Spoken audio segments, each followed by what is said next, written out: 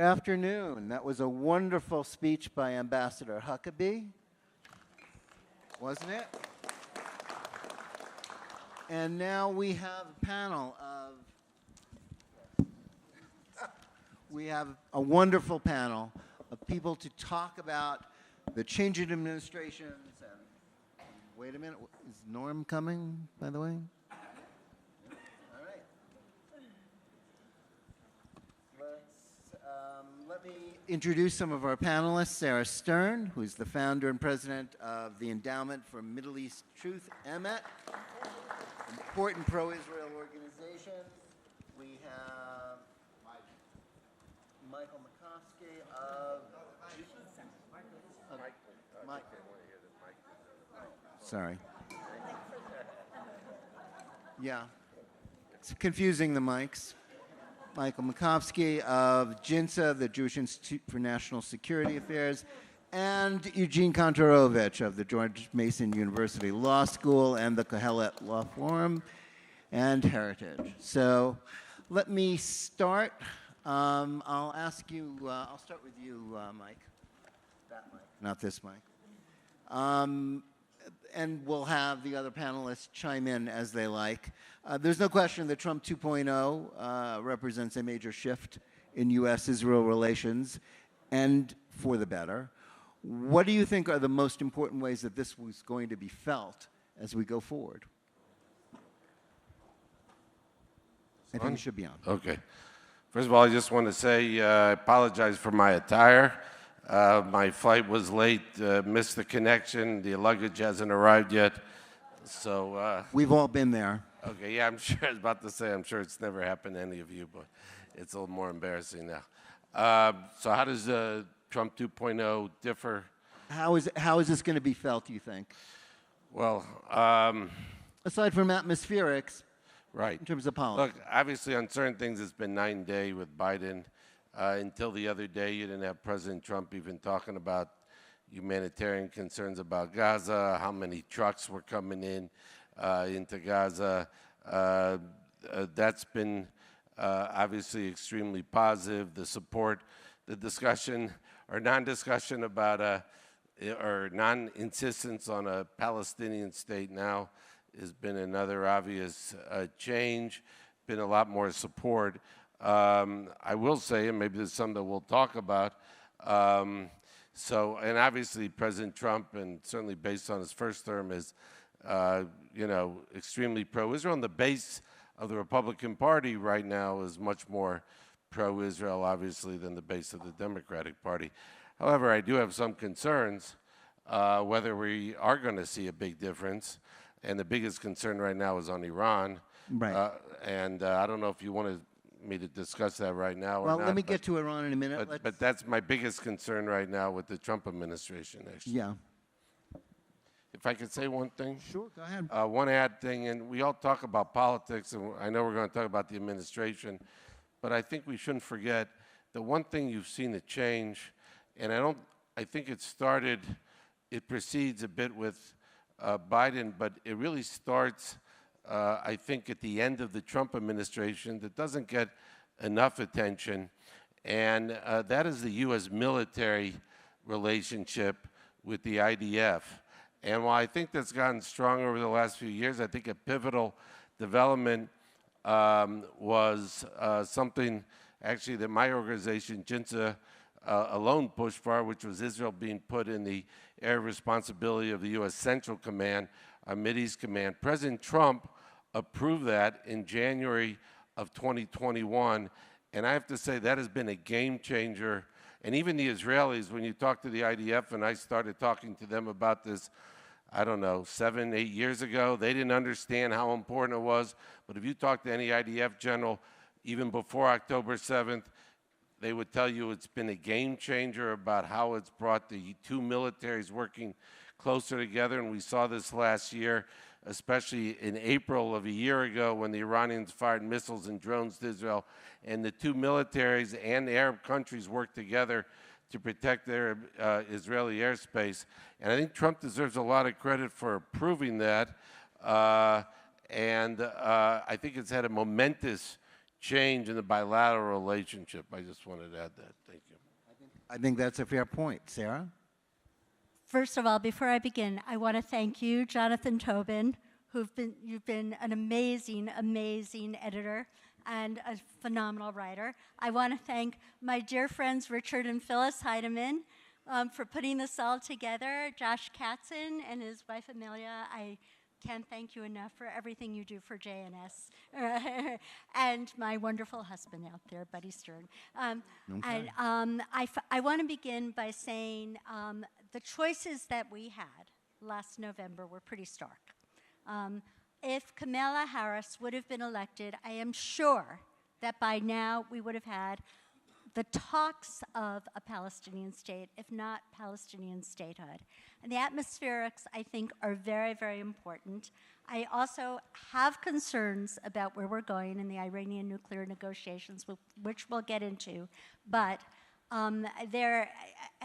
considering what choices we had, I think that we are far better off with Donald Trump in the White House than we could have ever been with Kamala Harris as the president.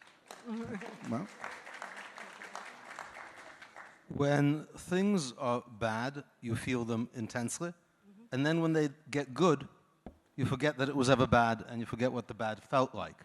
So the Biden administration did one of the, I think, most hostile actions any U.S. administration has taken by sanctioning Israeli citizens, creating a sanctions program aimed solely at a democratic ally, the only one of its kind that threatened to essentially put Israel in the category of Libya and North Korea. It got very little attention. They even sanctioned, unconstitutionally, I would say, and I'm involved in representing these people, U.S. citizens who are not allowed to sanction under foreign sanctions laws. Many senators came to visit them and hear about their plight. No, actually none. President Trump lifted those sanctions on day one. Instead, he implemented sanctions on the International Criminal Court.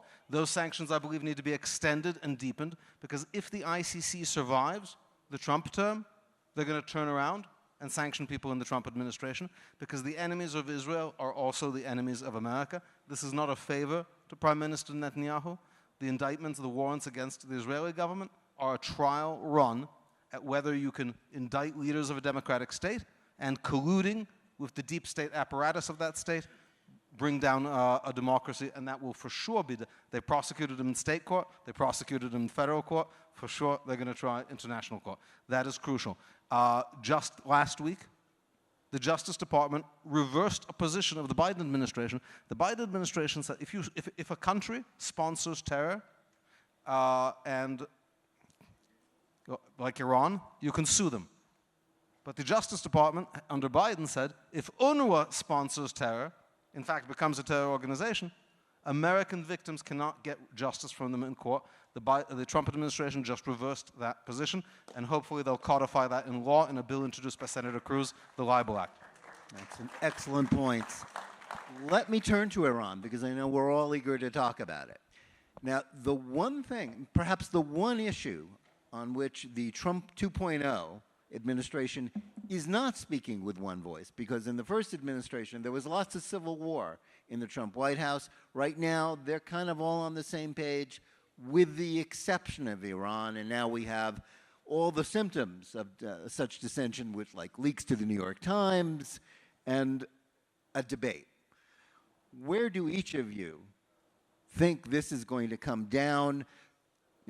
You can argue that Trump has earned some trust from the pro-Israel community and from Israel, but where is this heading? What does it mean? Mike, why don't you start? Okay.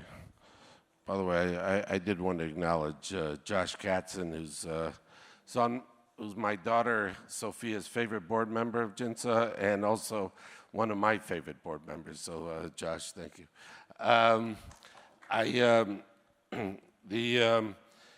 It's a good question. I hope to learn a little more while I'm in Israel in the next few days. It's very concerning, I'm sure, for all of us. I think the president's instincts are often very good. Look how he's handled the Houthis. I think that Houthi story deserves just a second for all those who read the transcript of the article about that Signalgate, that discussion. You had a whole administration. You had all these senior officials debating what to do until senior official Miller says, "Well, the president already gave a green light," and that was the end of it.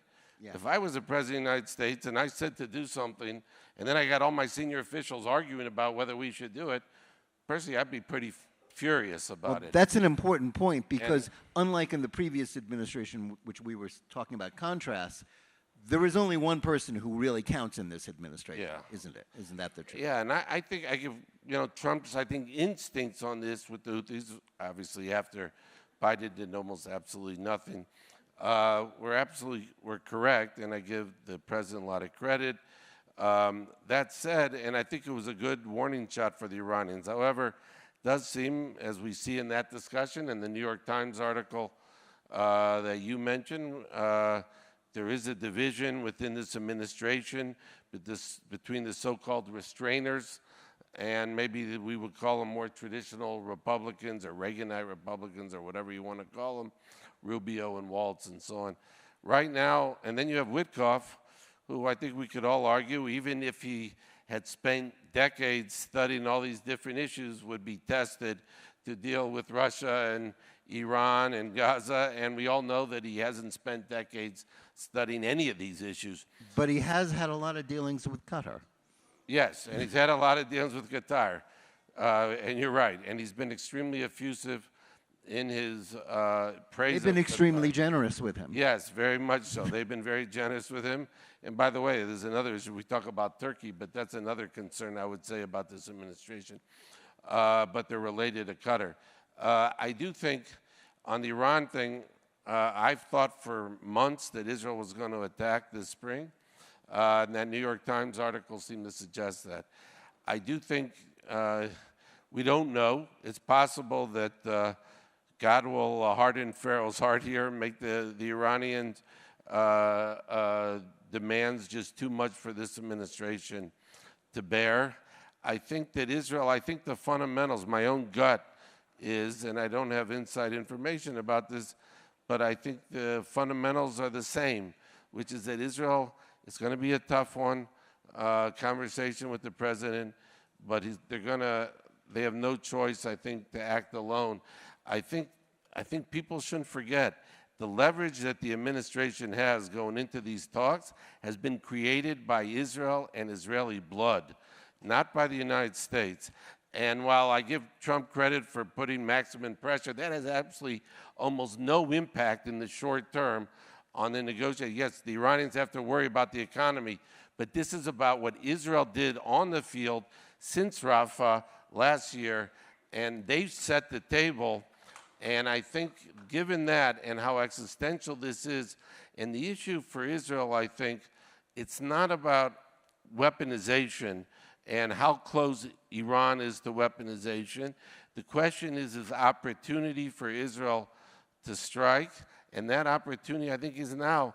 And I think if Israel decides that things are getting out of hand in Oman or wherever the talks are going to be, I think they're going to have a conversation with Trump, and they're going to have to say we're going to have to act. And I think it's going to put the president, I think, in a tough position because it's possible that on this issue, unlike many other issues like tariffs and so on, you might have Republicans in Congress that might have to actually stand up and disagree with the president.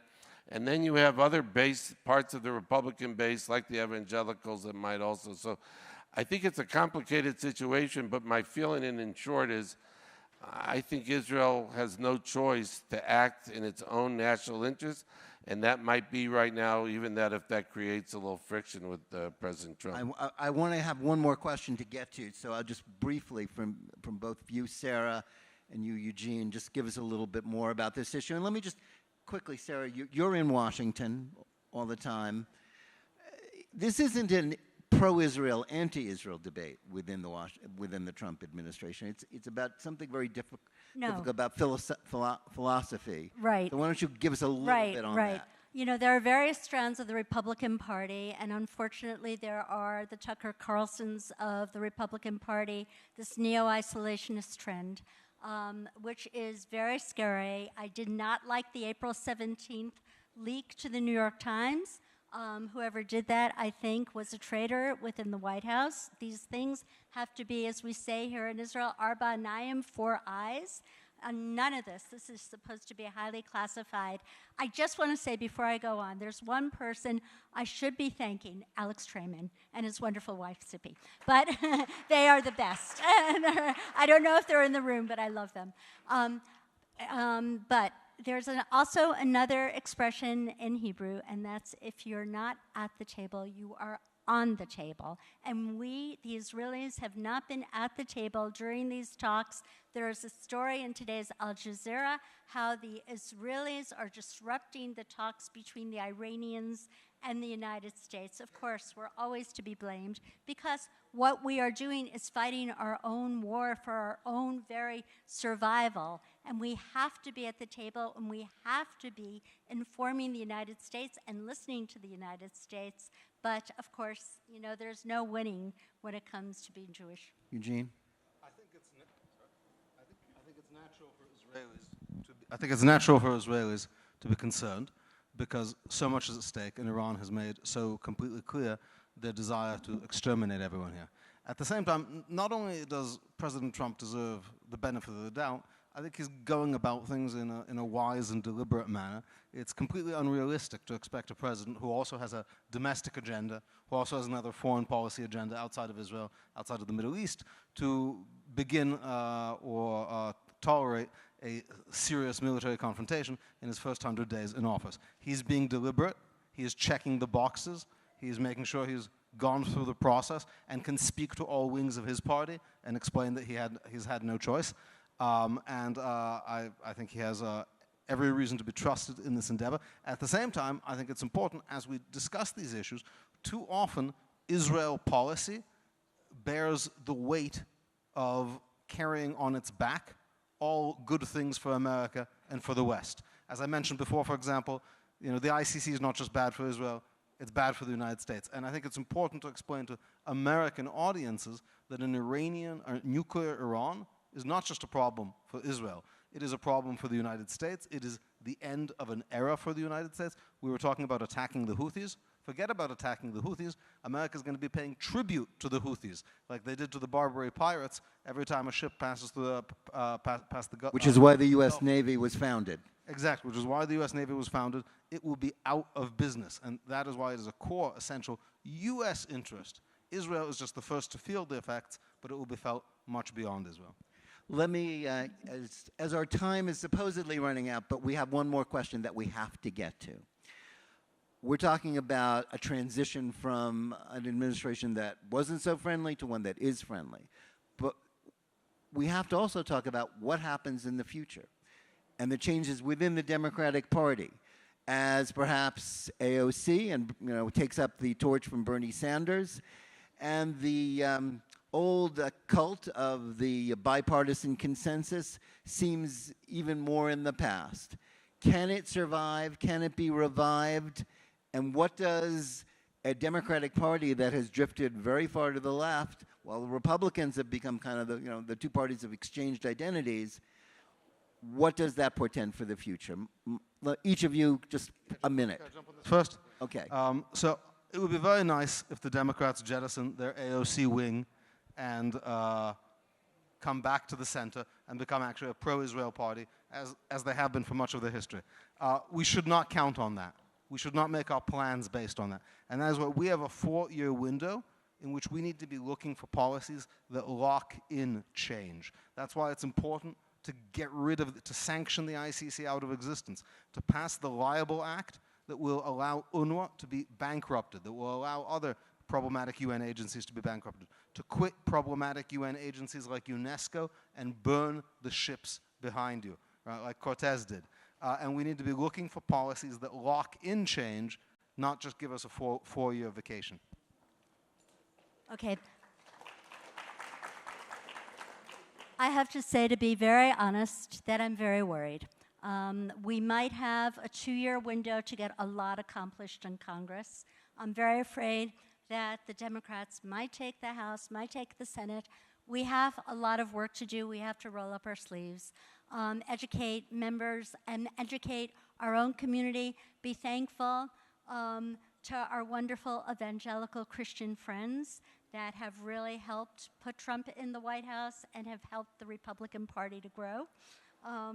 And I'm looking at you, Tommy Waller, who's amazing, and all of our wonderful Republicans out there, but we really have got to work hard.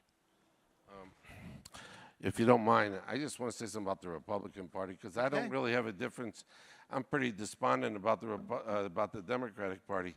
But on the Republican Party, I think, when we talk about the long term, look, Sarah mentioned Tucker Carlson. Obviously, we're concerned about this. I think a lot of the long term might depend on the short term. What I mean by that is, if Trump's policy, I mean, you could play this out in so many different ways. But let's just say, for the sake of argument, he cuts a bad deal with Iran. The Israelis act. There's a regional war. That could have an impact on how the Republicans think. If, on the other hand, he doesn't cut a bad deal, but he works with the Israelis, or at least supports an Israeli attack, and it's perceived as successful, that's also going to have an impact on how the Republican Party thinks. So I think I think how successful President Trump is going to have an impact about where the direction of the party goes. But what my hope is, obviously, is that the party sees that, and I'll add one other point, that my hope is that the party will see that working with our close allies is good for the United States. I'm sure Sarah finds this in Washington, or maybe you do as well. I remember I was thinking, I met this one Republican senator last year.